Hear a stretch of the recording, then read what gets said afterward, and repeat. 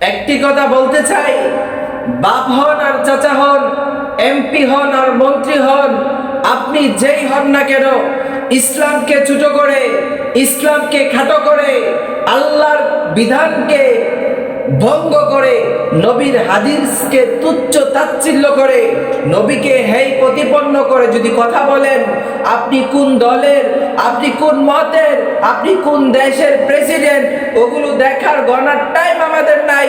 আপনার তুতি চেপে ধরতে 1 সেকেন্ড দেরি করা হবে না।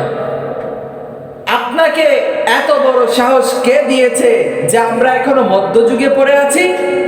পশ্চিমা আইনগুলাকে বাংলাদেশে ইনস্টল করে আজকে ঘরে ঘরে ধর্ষণ ঢুকায় দিয়েছেন আপনারা।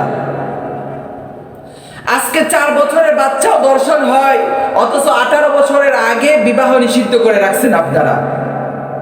ইসলামের ন্যূনতম শিক্ষা থাকলে পরেও মানুষ এরকম মূর্খ জাহেলদের মতো কথা বলতে পারে না। এরকম মূর্খ জাহেলদের মতো কথা বলেন।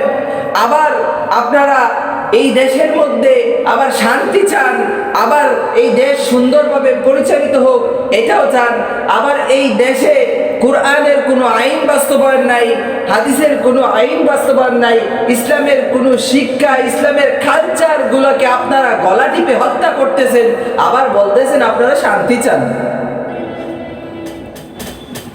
আল্লাহর কসম করে বলি, জীবনে কোনোদিন আপনারা যদি 100 বছর ক্ষমতায় থাকেন, ইসলামকে প্রতিষ্ঠা না করে, ইসলামের আইন প্রতিষ্ঠা না করে, হাদিসের আইন প্রতিষ্ঠা না করে, ইসলামের কালচারগুলোকে প্রতিষ্ঠা না করে, ইসলামের শাসন ব্যবস্থা প্রতিষ্ঠা না করে, ইসলামিক ব্যাংকিং ব্যবস্থা না করে, ইসলামিক রাজনীতি না করে কোনোদিন এই দেশ পরিচালনা করে আপনারা সুফল অর্জন করতে পারবেন না।